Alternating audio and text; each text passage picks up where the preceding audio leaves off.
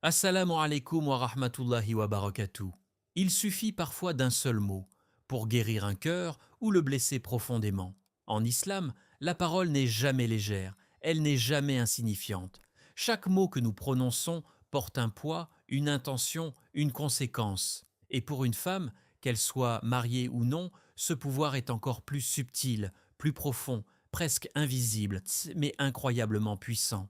Une parole douce n'est pas simplement une manière de parler, c'est un reflet du cœur. C'est une preuve de maturité, de foi et de sagesse. Lorsqu'une femme choisit ses mots avec bienveillance, elle ne fait pas que communiquer, elle construit, elle répare, elle élève. Dans de nombreux foyers, les tensions ne viennent pas de grands problèmes, mais de petites paroles dures répétées au quotidien. Une remarque sèche, un ton froid, une réponse blessante, et peu à peu, les cœurs se ferment. À l'inverse, une parole douce peut désamorcer un conflit en quelques secondes. Elle agit comme une lumière dans l'obscurité. Allah nous rappelle dans le Coran et dit à mes serviteurs de prononcer les meilleures paroles. Sourate Al-Isra 17-53. Ce verset est profond. Il ne dit pas simplement de parler, mais de choisir les meilleures paroles. Cela demande un effort, une conscience, une intention sincère. Cela signifie réfléchir avant de parler, peser ses mots et se demander « Est-ce que ce que je vais dire va rapprocher ou éloigner ?» Une femme qui maîtrise cela devient une source de paix dans son environnement. Sa présence rassure, ses mots apaisent, et même dans les moments difficiles, elle garde une certaine douceur qui touche les cœurs. Imagine une situation tendue. Un homme rentre fatigué, préoccupé, peut-être même irrité. Deux réactions sont possibles. La première, répondre avec dureté, reproche ou indifférence. Et là, le feu s'intensifie. La deuxième, accueillir avec douceur, dire simplement « Je comprends que tu sois fatigué, qu'Allah t'accorde la facilité. » Et soudain, l'atmosphère change. Ce n'est pas de la faiblesse, c'est une force intérieure, c'est une intelligence émotionnelle guidée par la foi. Le prophète, que la paix et le salut d'Allah soient sur lui lui-même, était l'exemple parfait de la douceur. Il parlait avec calme, respect, sagesse, même face à l'ignorance ou à la dureté, il répondait avec des mots qui apaisent. Cela montre que la douceur n'est pas une option, c'est une voix prophétique. Une simple phrase comme « Je te respecte et j'apprécie ce que tu fais » peut sembler banale, mais elle a un impact immense. Elle nourrit le cœur, renforce la confiance et crée un lien profond. Beaucoup de personnes n'ont jamais entendu ce type de mots, et lorsqu'elles les entendent, cela les touche profondément. La parole douce est aussi une forme d'adoration. Lorsque tu choisis de parler avec bienveillance pour plaire à Allah, chaque mot devient une sadaqa, une aumône. Même un sourire accompagné d'une belle parole peut peser lourd dans la balance des bonnes actions. Mais attention, la douceur ne signifie pas tout accepter ou ne jamais exprimer ce que l'on ressent. Elle signifie dire les choses avec sagesse, sans blesser inutilement. C'est dire la vérité, mais avec un cœur pur et une intention sincère. Au fond, la parole douce est un miroir de l'âme. Plus le cœur est proche d'Allah, plus les mots deviennent beaux, justes et apaisants. Et une femme qui cultive cela devient une source de lumière dans la vie des autres, sans même s'en rendre compte. Il y a des cœurs qui aiment profondément, mais qui ne savent pas l'exprimer. Et avec le temps, ce silence crée une distance. Beaucoup de relations ne se brisent pas à cause d'un manque d'amour, mais à cause d'un manque de reconnaissance. Les efforts deviennent invisibles, les sacrifices passent inaperçus et les cœurs commencent doucement à se fatiguer. En islam, la gratitude n'est pas un simple geste de politesse. C'est une valeur spirituelle profonde, c'est une manière de voir le bien, de le reconnaître et de l'honorer avec sincérité. Une femme qui sait dire merci avec son cœur ne fait pas qu'embellir ses paroles, elle nourrit l'amour et protège sa relation. Le prophète, que la paix et le salut d'Allah soient sur lui, a dit « Celui qui ne remercie pas les gens ne remercie pas Allah ». Hadith authentique. Ce hadith nous enseigne quelque chose de puissant. La gratitude envers les créatures est liée à notre gratitude envers le Créateur. Une personne qui ignore les efforts des autres risque aussi d'oublier les bienfaits d'Allah. À l'inverse, un cœur reconnaissant attire encore plus de bien. Dans la vie quotidienne, il est facile de tomber dans l'habitude. Ce qui était autrefois apprécié devient normal. Les gestes deviennent attendus, presque obligatoires. Et sans s'en rendre compte, on arrête de dire merci. Pourtant, derrière chaque action, il y a un effort, une intention, parfois même un sacrifice. Dire simplement merci pour tes efforts ou je vois ce que tu fais pour nous peut sembler banal, mais ces mots ont un impact immense. Ils montrent que l'on est attentif, que l'on reconnaît, que l'on valorise. Et cela touche profondément le cœur. Un homme qui se sent apprécié sera naturellement plus engagé, plus attentionné, plus présent. La gratitude crée un cercle vertueux. Plus tu reconnais, plus l'autre donne, et plus l'amour grandit. Mais ce qui rend la gratitude encore plus belle en islam, c'est qu'elle est liée à l'intention. Lorsque tu remercies avec sincérité pour plaire à Allah, chaque mot devient un acte d'adoration.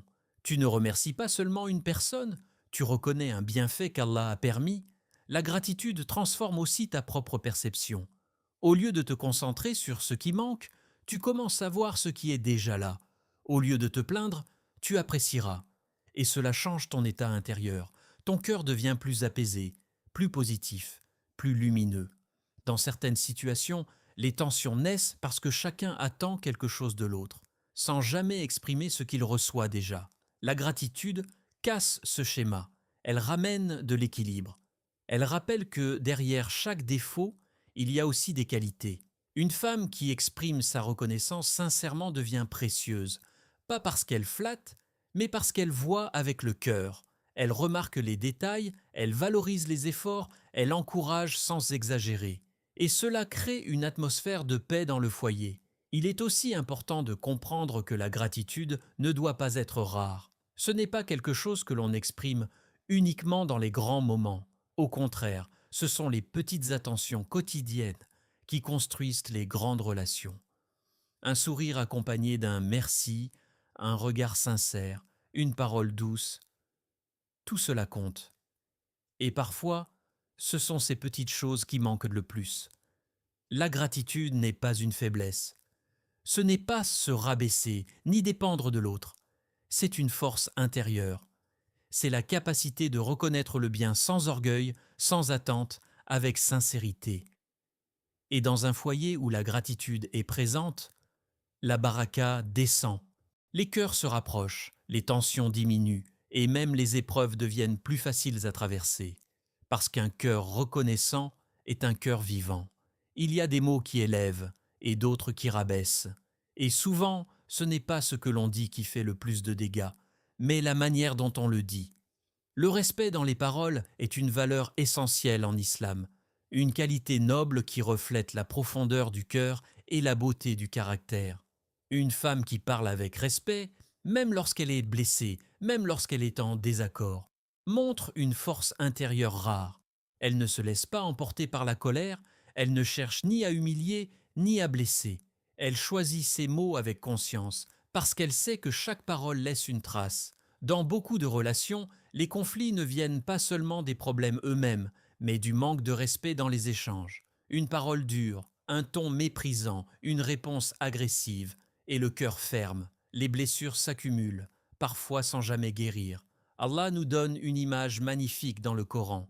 Les bonnes paroles sont comme un bon arbre. Sourate Ibrahim 14-24. Un bon arbre a des racines solides, un tronc stable, et il donne de bons fruits. De la même manière, une parole respectueuse s'enracine dans un cœur pur. Elle grandit avec sagesse et elle produit des effets positifs. Elle apporte la paix, la compréhension et la stabilité. Le respect ne signifie pas être d'accord avec tout. Il ne signifie pas non plus se taire face à l'injustice. Le respect, c'est exprimer son opinion avec dignité, sans blesser inutilement, sans rabaisser l'autre. Une simple phrase comme « Je comprends ton point de vue » peut changer toute une discussion. Elle montre que tu écoutes, que tu considères l'autre, même si tu n'es pas d'accord. Et cela ouvre la porte à un dialogue apaisé. Dire « parlons calmement dans un moment de tension » est aussi une preuve de maturité. Cela montre que tu cherches une solution, pas un conflit. Tu ne veux pas gagner une dispute, tu veux préserver la relation. Une femme respectueuse dans ses paroles inspire naturellement le respect en retour. C'est une loi presque invisible, mais réelle. Les gens reflètent souvent la manière dont on les traite. Si tu parles avec dignité, tu invites l'autre à faire de même. Le prophète, que la paix et le salut d'Allah soient sur lui, était un modèle parfait dans ce domaine. Il n'oubliait jamais, ne rabaisse jamais, même dans les situations les plus difficiles. Il corrigeait avec douceur, conseillait avec sagesse et parlait toujours avec respect. Cela montre que le respect est une voie prophétique, une voie d'excellence. Il est important aussi de comprendre que le respect commence dans les petits détails. Le ton de la voix, le choix des mots, le moment choisi pour parler, tout cela compte. Parfois, une vérité dite au mauvais moment ou de la mauvaise manière peut blesser plus qu'un mensonge. Une femme qui préserve le respect dans ses paroles protège non seulement sa relation, mais aussi sa propre dignité. Elle ne descend pas dans les insultes, elle ne se laisse pas entraîner dans des échanges destructeurs. Elle reste fidèle à ses valeurs, même sous pression. Le respect est aussi une forme de contrôle de soi. C'est résister à l'envie de répondre avec colère. C'est maîtriser ses émotions. C'est choisir la sagesse plutôt que la réaction impulsive. Et cela demande une grande force intérieure. Dans un foyer où le respect est présent, les cœurs se sentent en sécurité. Chacun peut s'exprimer sans peur d'être rabaissé ou jugé. Les désaccords existent, mais ils sont gérés avec maturité. Et cela crée une relation solide, équilibrée et durable. Le respect dans les paroles est une lumière. Il attire, il apaise, il élève. Et une femme qui incarne cette valeur devient naturellement une source de sérénité pour ceux qui l'entourent. Parce que sa dignité parle avant même ses mots. Il y a des moments où les mots deviennent inutiles, voire dangereux. Des instants où parler n'apporte rien, sinon plus de tension, plus de blessures, plus de regrets. Et dans ces moments-là, la véritable force ne réside pas dans ce que l'on dit, mais dans ce que l'on choisit de ne pas dire. Le silence, en islam, n'est pas un vide. Ce n'est pas une faiblesse ni une fuite. C'est une forme de sagesse, une maîtrise de soi, une élévation du cœur. Savoir se taire au bon moment est une qualité rare, mais profondément puissante. Le prophète, que la paix et le salut d'Allah soient sur lui, a dit « Que celui qui croit en Allah et au jour dernier dise du bien ou qu'il se taise. » Bukhari et Muslim.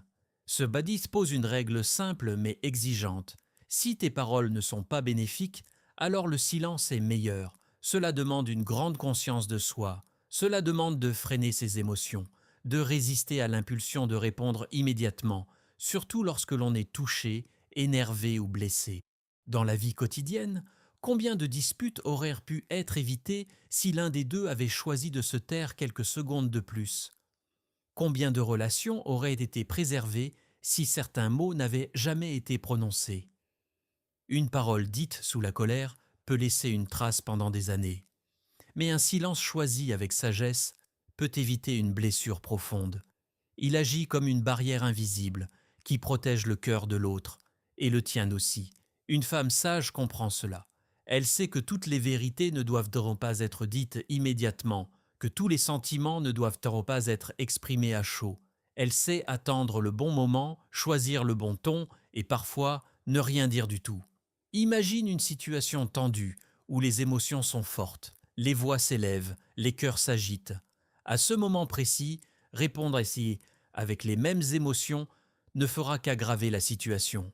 Mais si l'un choisit le silence, un silence calme, posé, maîtrisé, alors l'intensité baisse, la tension diminue. Ce silence n'est pas un abandon, c'est une stratégie. C'est une intelligence émotionnelle guidée par la foi. C'est dire sans parler « Je refuse de détruire ce lien avec des mots que je regretterai ». Le silence permet aussi de réfléchir. Il offre un espace intérieur où l'on peut se reconnecter à son intention. Pourquoi suis-je en train de parler? Est-ce pour régler un problème ou pour blesser? Est-ce pour construire ou pour avoir raison? Parfois, en se taisant, on se rend compte que ce que l'on voulait dire n'était pas nécessaire, ou que cela pouvait être dit autrement, plus tard, avec plus de douceur et de sagesse. Le silence est également une forme de patience, et la patience, en islam, est une qualité immense. Elle est récompensée, valorisée, aimée par Allah. Se retenir de parler quand on en a envie, c'est un acte de foi. Mais attention, Le silence ne signifie pas tout accepter indéfiniment. Il ne s'agit pas d'étouffer ses émotions ou d'ignorer les problèmes. Il s'agit de choisir le bon moment et la bonne manière pour s'exprimer. Il s'agit de ne pas laisser la colère diriger ses paroles. Une femme qui maîtrise cela devient une source de stabilité dans son foyer. Elle ne réagit pas impulsivement, elle agit avec réflexion. Elle ne jette pas de l'huile sur le feu, elle apaise, et cela change toute la dynamique d'une relation. Le silence peut parfois parler plus fort que les mots, il peut exprimer la dignité, la patience, le respect. Il peut montrer que l'on est au-dessus des provocations, au-dessus des réactions impulsives.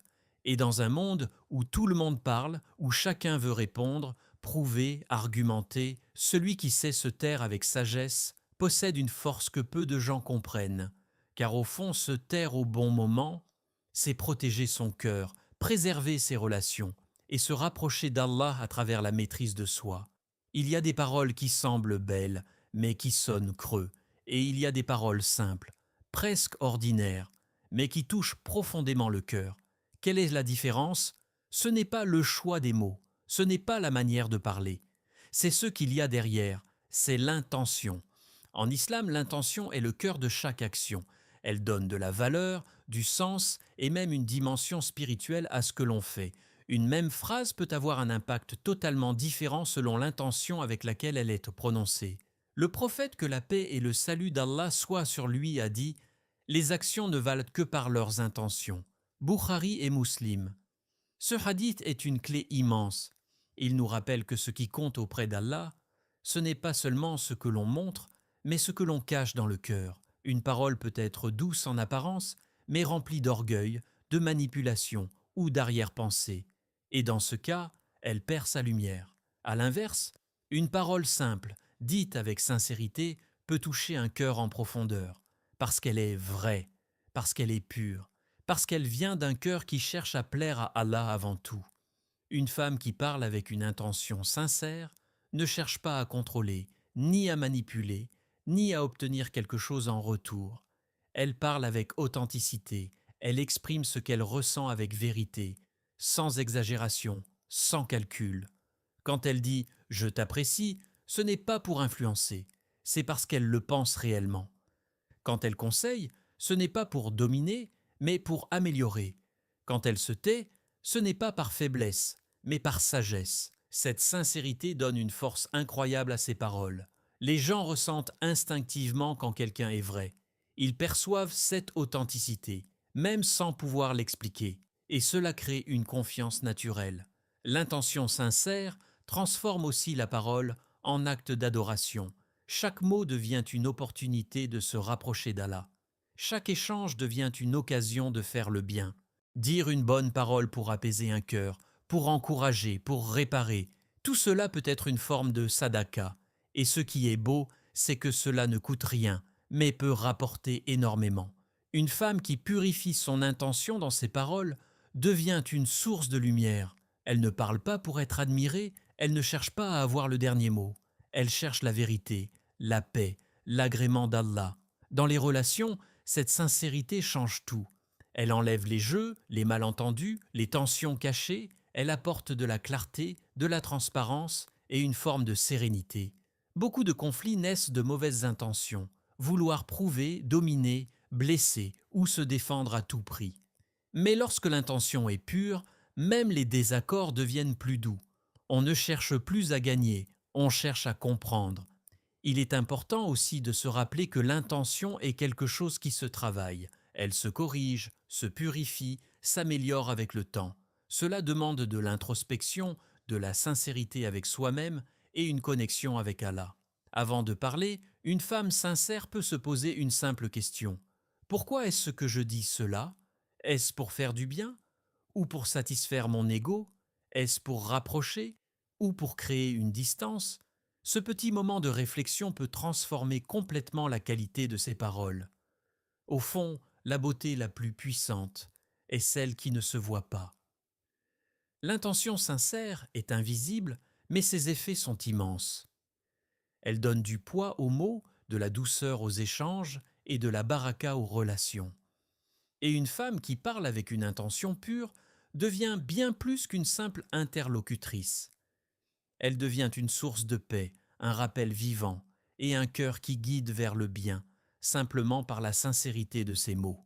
Ces conseils nous rappellent que la véritable beauté d'une femme en islam ne réside pas seulement dans son apparence, mais dans ses paroles, son comportement et son intention. Une parole douce, une gratitude sincère, un respect constant, un silence maîtrisé et une intention pure. Voilà les véritables trésors qui renforcent une relation, même après des années de mariage.